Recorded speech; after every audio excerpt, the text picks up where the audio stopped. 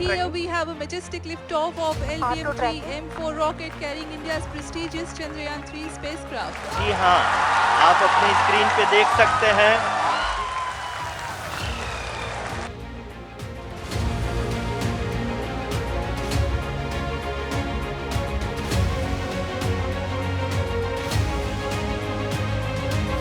चंद्रमा पर सूर्योदय हो गया है, वहां दिन निकल आया है, लेकिन चंद्रयान 3 के लैंडर विक्रम और रोवर प्रज्ञान अब तक स्लीप मोड में ही है। प्रज्ञान और विक्रम ने अपने जागने का अभी तक कोई सिग्नल नहीं भेजा है। लैंडर और रोवर के एक्टिवेट ना होने से सवाल उठने लगे हैं कि अब क्या होगा, क्या मिशन मून फेल हो जाएगा? चलिए बताते हैं आपको। Welcome to the Big Bench Daily. देखिए, पहली बात तो यह है कि लैंडर विक्रम और रोवर प्रज्ञान दोनों को चांद पर 14 दिन रुकने के लिए तैयार किया गया था। यानी लैंडर और रोवर ने अपना काम कर दिया है। फिर भी चंद्रमा पर रात होने के बाद 14 दिन के लिए लैंडर और रोवर स्लीप मोड में चले गए थे। कुछ वैज्ञानिकों का मानना है कि लैंडर और रोवर अब एक्टिवेट नहीं होंगे, मगर कुछ वैज्ञानिकों का मानना यह भी है कि लैंडर और रोवर एक्टिवेट हो सकते हैं। अगर एक्टिवेट हुए तो यह बहुत जबरदस्त सफलता होगी। यहां बता दें कि रात के समय चंद्रमा का तापमान -250 डिग्री तक गिर जाता है। ऐसे में 14 दिनों के दौरान ही चंद्रयान अपना काम कर चुका था और चांद की सतह से उम्मीद के मुताबिक सारा डेटा इसरो के वैज्ञानिकों को दे चुका है। 23 अगस्त की शाम चंद्रयान 3 ने चांद के साउथ पोल पर स्थित शिव शक्ति पॉइंट पर लैंड किया था। इसके बाद शिव शक्ति पॉइंट से 105 मीटर दूरी तय करने के बाद रात होने से पहले लैंडर और रोवर को सुला दिया गया।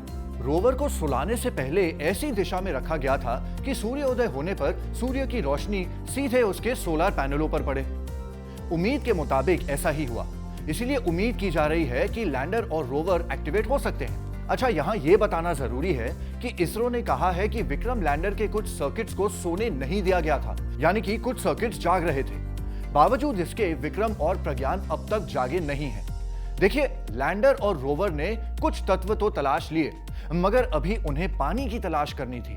इसके अलावा अभी हाइड्रोजन का पता लगाना था, और अगर हाइड्रोजन मिल गया तो यह तय हो जाएगा कि चंद्रमा के दक्षिणी ध्रुव पर पानी है। इसरो का प्लान है कि अगर रोवर और लैंडर एक्टिवेट हो जाते हैं तो उन्हें शिव शक्ति पॉइंट से 300 से 350 मीटर आगे भेजने की तैयारी है। एक बात और, वैज्ञानिकों का मानना है कि अगर एक बार लैंडर और रोवर एक्टिवेट हो गए तब उनका इस्तेमाल वर्षों तक किया जा सकता है। यानी तब चंद्रमा पर रात होने पर उन्हें सुलाया जा सकता है और दिन होने पर आसानी से जगाया जा सकता है। यानी भले ही अब तक लैंडर और रोवर एक्टिवेट नहीं हुए, फिर भी चंद्रयान 3 सफल ही माना जाएगा। अब यहाँ एक सवाल यह हो सकता है कि अगर लैंडर और रोवर नहीं जागे तो इसका क्या कारण हो सकता है? तो वैज्ञानिकों का मानना है कि चंद्रमा पर तापमान -250 डिग्री तक हो जाता है।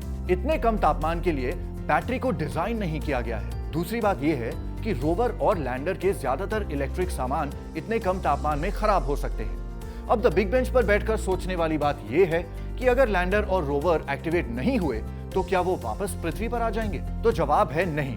लैंडर और रोवर चंद्रमा की सतह पर ही रहेंगे। ये अलग बात है कि उन्हें अंतरिक्ष का मलबा नहीं माना जाएगा। आपके इस टॉपिक पर क्या थॉट्स हैं? हमें कमेंट सेक्शन में जरूर बताइए। और ऐसे और इंटरेस्टिंग वीडियोस देखने के लिए देखते रहिए द बिग बेंच, बैठ के सोच।